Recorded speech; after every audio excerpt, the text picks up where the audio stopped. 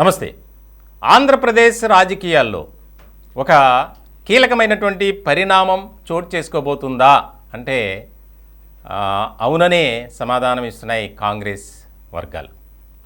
ప్రధానంగా మెగాస్టార్ చిరంజీవి కాంగ్రెస్ పార్టీలోకి రాబోతున్నారు అనేది ఒక్కసారిగా ప్రచారం మొదలైంది. దానికి సంబంధించి తిరుపతి మాజీ ఎంపీ కాంగ్రెస్ సీనియర్ నాయకులు చింతా మోహన్ ఆయన కూడా కొన్ని కీలకమైనటువంటి వ్యాఖ్యలు చేశారు. చిరంజీవి గారు కాంగ్రెస్ పార్టీలోకి వస్తే బాగుంటుంది, అలాగే మరొక ముఖ్యమైనటువంటి విషయాన్ని కూడా ఆయన ప్రస్తావించారు. రాష్ట్రంలో ఉన్నటువంటి కాపు సామాజిక వర్గం కాపు నాయకుడిని ముఖ్యమంత్రిగా కోరుకుంటున్నారు కాబట్టి చిరంజీవి గారికి ఇది మంచి అవకాశం. ఇక్కడ చాలా కీలకమైనటువంటి పరిణామం కిందే మనం చూడాలి. ఇదే ఇప్పుడు ప్రజెంట్ పొలిటికల్ కారిడార్లో, పొలిటికల్ జంక్షన్లో విస్తృత స్థాయిలో చర్చ జరుగుతుంది. చింతా మోహన్ ఆయన గురించి ఒకసారి మనం చెప్పుకోవాలి. ఆయన దాదాపు 5 సార్లు తిరుపతి ఎంపీగా పనిచేసినటువంటి సుదీర్ఘ రాజకీయ అనుభవం కలిగినటువంటి నేత. కేంద్ర మంత్రిగా కూడా పనిచేశారు ఆయన. ఆయన తిరుపతిలో ఈ వ్యాఖ్యలు చేయటం వెనుక కాంగ్రెస్ అధిష్టానం ఉంది. ఎందుకనంటే ఒక కీలకమైనటువంటి అంశం గురించి ఎవరైనా చిన్న స్థాయి నాయకుడు మాట్లాడితేనే ఇప్పుడు విస్తృతమైనటువంటి స్థాయిలో చర్చ జరుగుతుంది. మరి చింతా మోహన్ ఆయనతో అధిష్టానమే ఈ వ్యాఖ్యలు చేయించిందా అంటే ఆల్రెడీ చిరంజీవి గారితో హైకమాండ్ కాంటాక్ట్లో టచ్లో ఉంది అనేది ఇక్కడ రాజకీయ వర్గాల్లో బాగా వినిపిస్తుంది. వాస్తవం. ఎందుకంటే ఆయన ఒక మంచి ఉద్దేశంతో ప్రజారాజ్యం పార్టీని స్థాపించారు. స్థాపించిన కొన్నాళ్ళకే ఆయన కాంగ్రెస్ పార్టీలో వారి పార్టీని విలీనం చేశారు.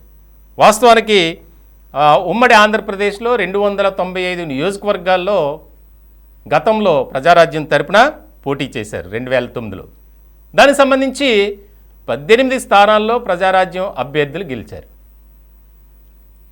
అప్పుడు మెగాస్టార్ చిరంజీవి అంటే ఒక అభిమానం, అలాగే కాపు సామాజిక వర్గానికి సంబంధించినటువంటి పొలిటికల్ లీడర్స్ అంతా ఇండైరెక్ట్గా డైరెక్ట్గా ప్రజారాజ్యానికి సపోర్ట్ చేశారు, చిరంజీవి వెంట నడిచారు. ఇలాంటి సందర్భంలో ఆయన మళ్ళీ కొంతకాలానికే రాజకీయాలకు గుడ్ బై చెప్పారు. అంటే కాంగ్రెస్ పార్టీలో ప్రజారాజ్యాన్ని విలీనం చేశారు కాబట్టి ఆయనకి రాజ్యసభ సభ్యుడు ఇచ్చారు, అలాగే మంత్రి హోదా కూడా కల్పించారు, కేంద్రంలో సహాయ మంత్రి హోదా.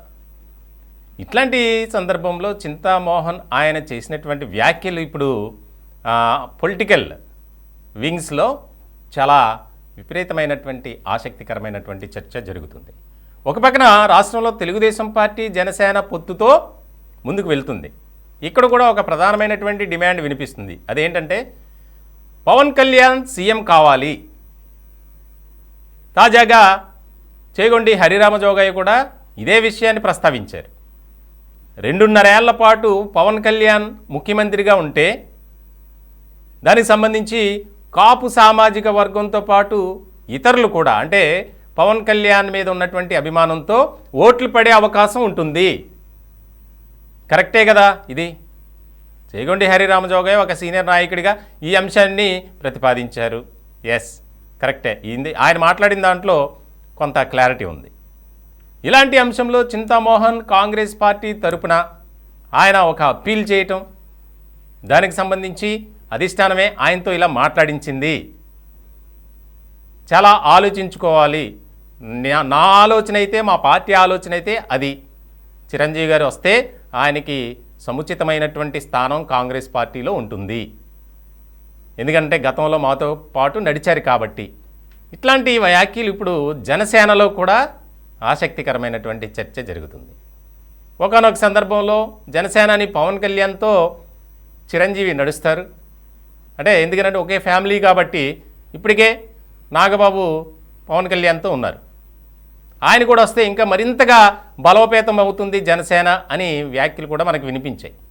ఇట్లాంటి నేపథ్యంలో ముఖ్యంగా చింతామోహన్ చేసినటువంటి వ్యాఖ్యలు వెనుక హైకమాండ్ ఉంది, వారే చింతామోహన్తో మాట్లాడించారు అనే చర్చ కూడా జరుగుతుంది. మొత్తానికి గతంలోనే 2-3 సార్లు కాంగ్రెస్ అధిష్టానం చిరంజీవితో కాంటాక్ట్లోకి వెళ్ళడం, ఈ 2024 ఎన్నికల్లో మా పార్టీ తరపున మీరు పనిచేయాలని కోరడం, ఇదంతా జరిగిందనేది కూడా చర్చ జరుగుతుంది, వార్తలు బయటకు వచ్చి. ఇట్లాంటి క్రమంలో ఆయన ఏ రకమైనటువంటి యూటర్న్ తీసుకుంటారు? నిజంగా చింతామోహన్ ఆయన ప్రతిపాదించినట్లు కాంగ్రెస్ పార్టీకి మెగాస్టార్ చిరంజీవి సపోర్ట్ చేస్తారా? చేస్తే జనసేన పరిస్థితి ఏంటి?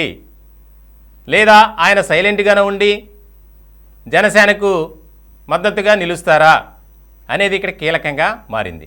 మొత్తానికైతే రానున్నటువంటి ఎన్నికల్లో మెగాస్టార్ చిరంజీవి రోల్ అనేది స్పష్టంగా కనిపించబోతుంది అనేది మాత్రం ఆంధ్రప్రదేశ్ పొలిటికల్ సెంటర్లో బాగా ఇదే టాపిక్ నడుస్తుంది.